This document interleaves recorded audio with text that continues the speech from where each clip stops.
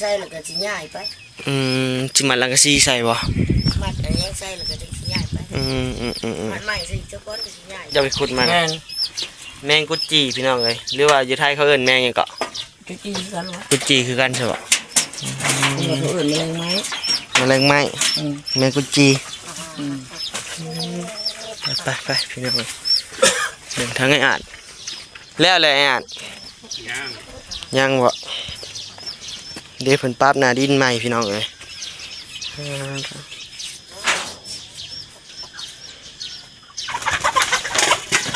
เช็ด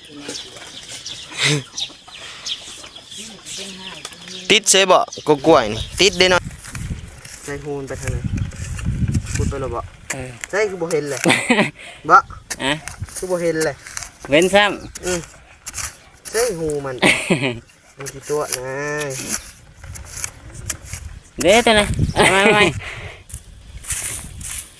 นี่เนาะหูเนาะนอกเลยมาเดียวกันมาทางเงินในอ่านอีกแล้วพี่น้องไม่นี่ก็ได้บ่ได้ไปทางใดคือเก่าคือเดิมพี่น้องเลยจะไงจนเห็นยังพี่น้องเลยทางเบื้องกอกง่ำเพิ่นปั๊บขี้ดินบอกพี่น้องบานิวกับบริมาวันบานิวกับบริมาคาเวียงอยู่เพื่อนพี่น้องเลยเห็ดมะละกอแก๊ก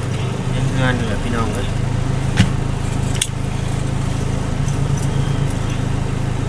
เด้อบานิวก็ขอกราบสบายดีมาทุกคนเนาะที่เขามาหับชมช่องบานิวชาแนลพี่น้องเลยขอในกับบานิวขอขอบใจผู้ใหญ่ใจดีเนาะที่ได้เขามาหับชมคลิปบานิวตลอดพี่น้องเลยและมาคอมเมนต์ในช่องบานิวขอขอบคุณขอบใจผู้ใหญ่ใจดีหลายๆเด้อที่เขามาเบิ่งมาชมลูกเนาะให้เขามาให้กำลังใจลูกเอาบานิวกับพาพี่น้องไปเบิ่งไปชมทางเป็นปั๊มหนาดินบอนกอกน้ำเป็นพี่น้องเลยเห็ดผู้เดียวเลยเกิดเป็นอย่างยังเมย์เป็นไหมเมย์เห็ดยังเมย์บัวคำพี่น้องเลยคงขมุมในเตาไฟเราอะไรพี่น้องเลยไปวันนี้สิพาลงไปเบิ่งเด้อพี่น้องเลย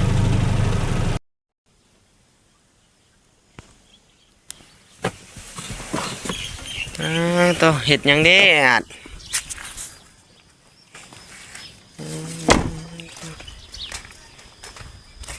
ปั๊มน่ะดินบ่โดยสบายดีเด้ออ่านสบายดีเด้อวันนี้เด้อต่อมีคนมาแล้วบ่มื้อนี้ตัวเสียงเข้ามาโอ้บัดนี้คือว่าบัดนี้เป็นคนแรก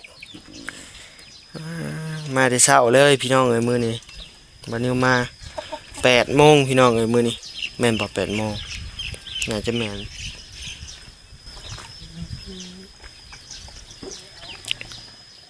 บ่เสียงมากับไผมื้อเช้านี่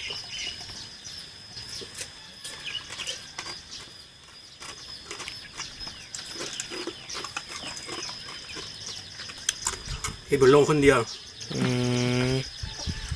มาคนเดียวเลยทั้งแม่บุคำเห็ดยังได้เนาะคือมาควันต่อตนฮะเห็ดพิเลอคือเขามาก็เดี๋ยวเห็ดของกินเรือมาก็เขาบอกกินหรอกเขาบอกมีของกินนี่มันกินแล้วบอกกินนี่เห็นถ้าแม่ต้มให้บุญแล้วทางเฮือนครัวจะหอดใช้แล้วเฮือนครัวใหม่มัดอะไรใส่แล้วก็สิย้ายไปจิมัดลังกะซีใส่บ่มัดอะไรใส่แล้วก็จะสิย้ายไปมัดใหม่สิเจ้าก้อนก็สิย้ายไปคือบ่เฮ็ดตอนมันห่มนี่ห่มไม้ห่มแล้วนี่พอดีแล้วเห็ดตอนนี้มันห่มเจ้าเลยมักเถอะเนาะเห็ดยามแดด กับคุดจีบ้า กุจีได้บ่ ได้อยู่ในนึง ใช่เลย ขัวเลย ใช่เอาเบิ่งแหน่ ขัวเลยเด้อขัวเลยเขา นี่วะจะไปขุดมัน แม่น แมงกุจีพี่น้องเอ้ยหรือว่าอยู่ไทยเขาเอิ้นแมงหยังเกาะ จุจีกันวะ กุจีคือกันใช่บ่ เขาเอื่นแมลงไหม แมลงไหม้ อืม แมงกุจี อืม ไปพี่น้องเอ้ยเดินทางไอ้อ่านแล้วเลยไอ้อ่าน ย่าง ยังบ่เดี๋ยวเพิ่นปรับหน้าดินใหม่พี่น้องเอ้ย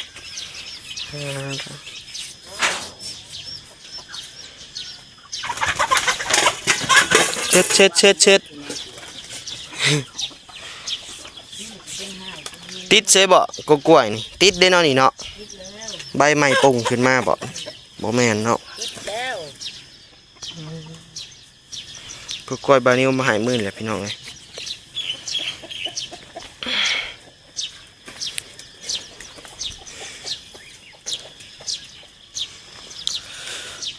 ตัวแด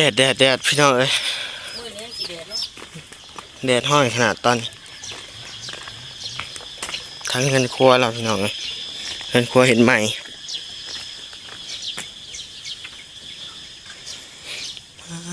ตัวใหม่ข้ามอีกได้พี่น้องเลย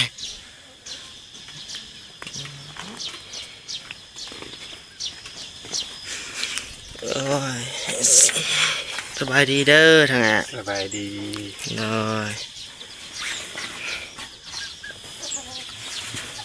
เป็นไงกินข้าวกินน้ำเลยบ่ ย่าง แต่สวยนะยังบ่กินอยู่ วันนี้อยาก อืมเบิ่งไปเอาขนมหายก่อนลืมเอาลงมาแหละพี่น้องเอ้ยบัดนี้ไปเอาขนมก่อนพี่น้องเอ้ย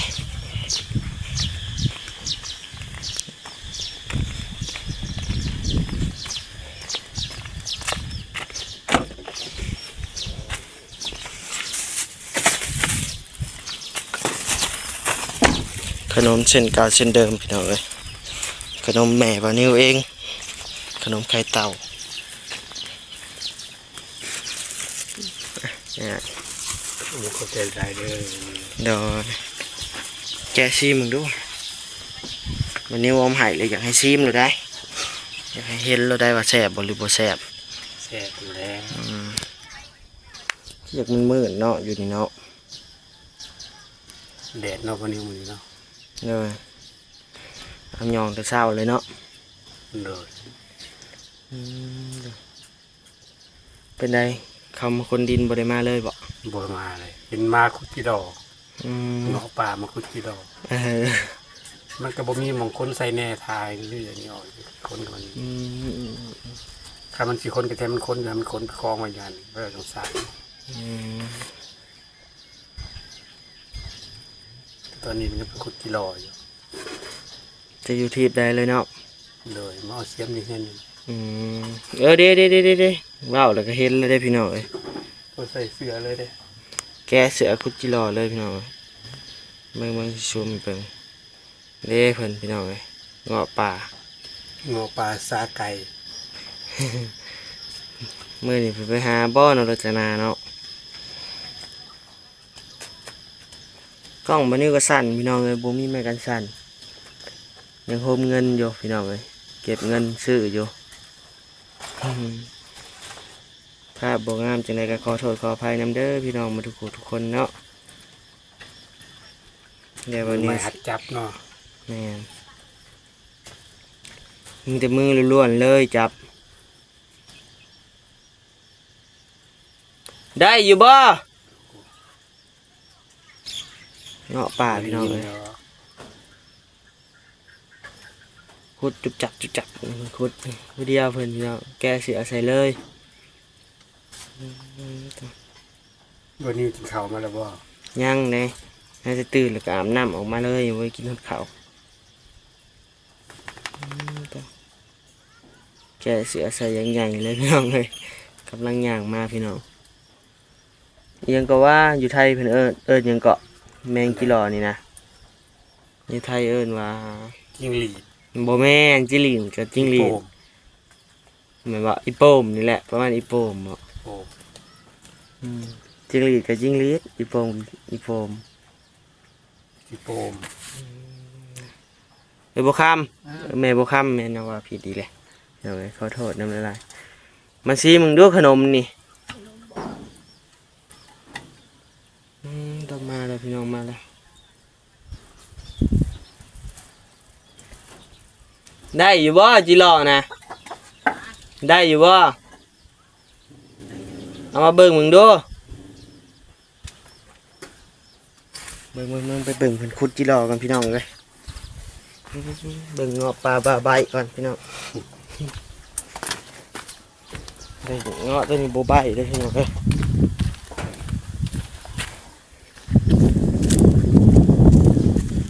เบิ่งวิธีจะขุดจิรอก่อนได้ดีบ่ฮะได้โตแหละเดี๋ยวเลยอาจจะได้ชำนี้ แม่หนึ่ง ได้บ่ตัวนี้ปะได้บ่ตัวนี้โอ้มีหูเลยเนาะ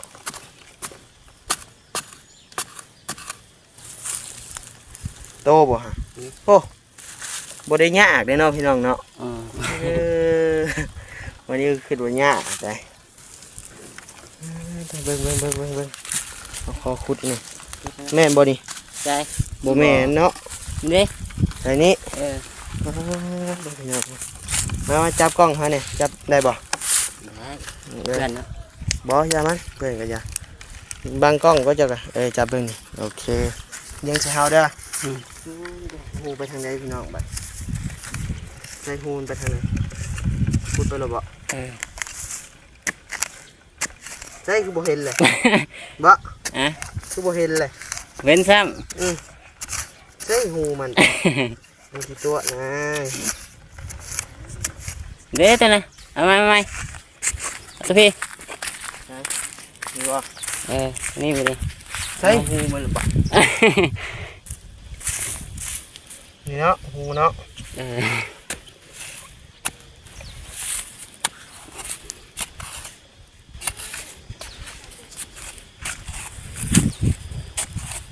คือบ่เห็นหูว่าบัดนี้ว่าจะคุ้นหรือคือเห็นหู นี่จะขุดมันดีวะจะซับอ้อมมันดีวะ จำเอาแบบนี้ ซับอ้อมมันดีเราจะไปถ่ายเฮาตี้อ่ะฮะ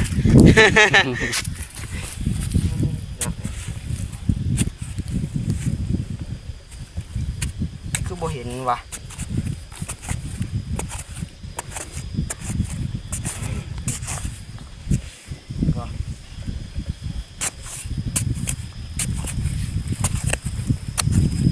โอ้ยบัดนี้คือสิเฮ็ดบาปบ่ได้พี่น้องเอ้ยมาบ่เห็นพี่น้องเอ้ย บ่เห็น โดย นี่ ฮะ นี่ เอาแล้วเจะคุดหรือคือเห็นไว้แท้ จะขุดไปเลย บ่คุดรถขอจิถ่ายว่าตัวพี่น้องเอ้ยบัดนี้คุดแล้วว่าบ่เห็นเป็นคุดละบาทเดียวเท่านั้นพี่น้องเอ้ยเห็นเลยมันเป็นเทคนิคเนาะพี่น้องเอ้ยโอ้โหเป็นคุดแล้วคือเห็นหูบัดนี้คุดแล้วบ่เห็นหูพี่น้องเอ้ยเด้แม่นบ่หัวเพิ่นนะนี่ก็ตัวนี้นำที่บ่แม่นเลยเนาะเบิ่งไปขู่กันไปเนาะ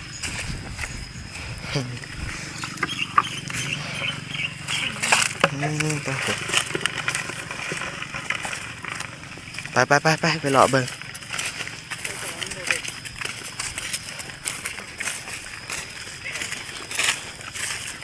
เด้นี่แม่นบ่ในตีนนี่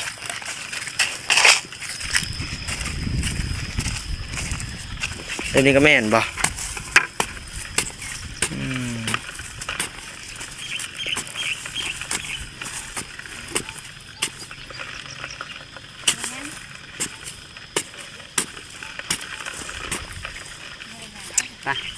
บ่มีครับ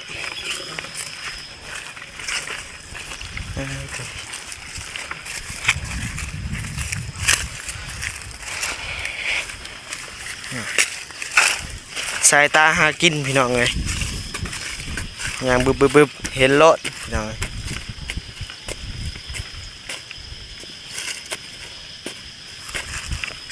มันเอาใบไม้เขามากินนะฮะเนาะ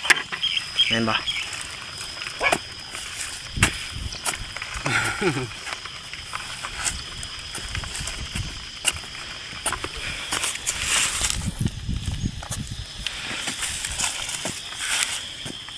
เห็นบ่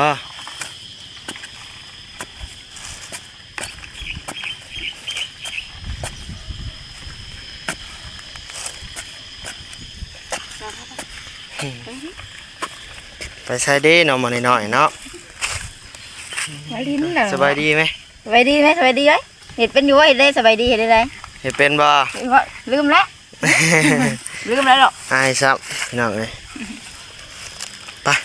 เขาเฮือนได้ป่ะเนี่ยเขาเฮือนไอ้อาดก่อนพี่น้องเฮือนลุงอาด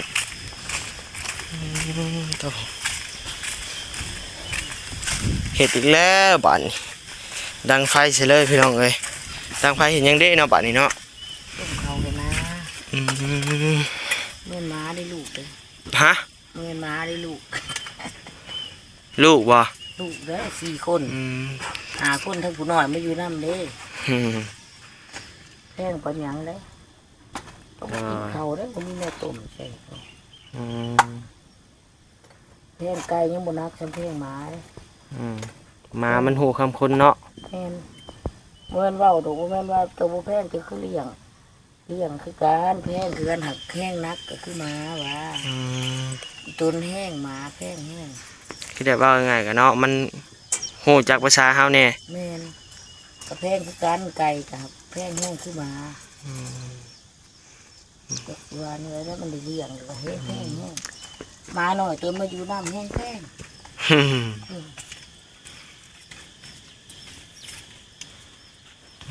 ได้พี่น้องเลย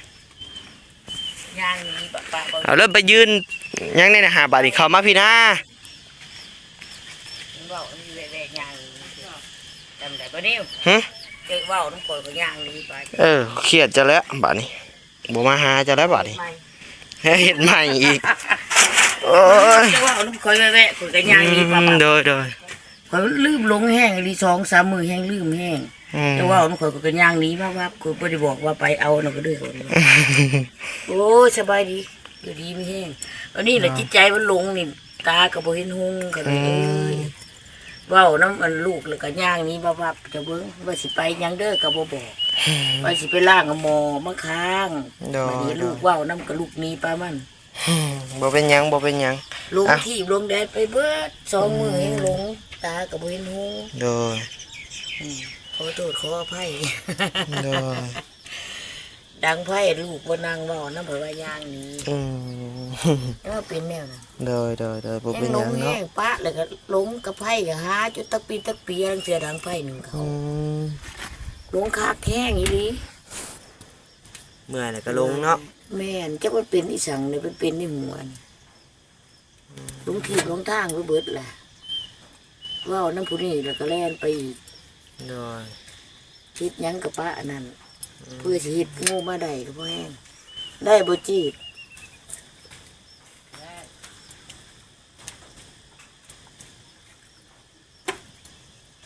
บ่เห็นยังกินจิเหรอ อ้ว ขัวกิน กลัวผู้เขาอยู่ป่นคือป่นแม่บุป่นเนาะขัวกิน แกะเสือใส่เลยเนาะ เสือใช่เลยเลยจีดมาก้นขี้ดินซอยเด้อมึงเมื่อยบ่เมื่อยเลยยะ กินแล้วบ่ขนม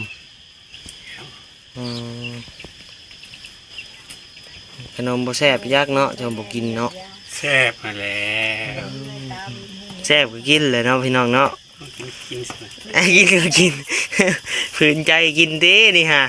ว่าหยอกสิดอกผูป้อพี่น้องเอ้ยคำบักใหญ่เลยพี่น้องหนกโป้แถมก้อย ปูดแม่ปล่อยได้ขนมมันเนี่ยมันสวย ถ้าบ่ว่าก็บ่ยกก้อยพี่น้องเลย ว่ามันเยอะ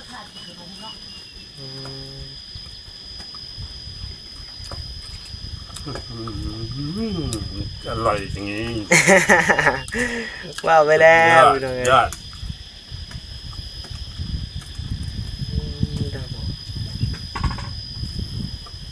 พี่น้องเพิ่น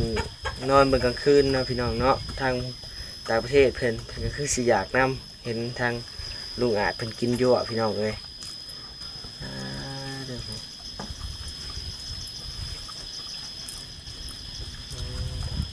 แกเสือเฉลยทางอ้ายเพิ่นก็ได้ยอมรับไปเลยพี่น้องเอ้ย มงคลใจเด้อบันนี้เด้อขนมเด้อ ขอบใจทั้งแม่เพิ่นบอกเอามาให้แม่เฮานั่นแหละ มงคลใจเด้อแม่เด้อสิฝากขนมมากินขอให้ค้าขายร่ำรวยกำไร สาธุ เงินไหลน้องทองไหลมาปราศจากลูกไปไข่เจ็บ โดย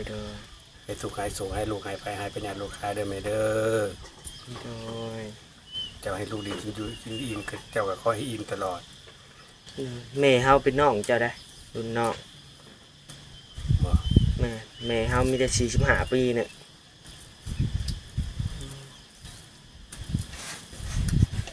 พอเฮาน่ะซ้ำกันกับเจ้า50เต็ม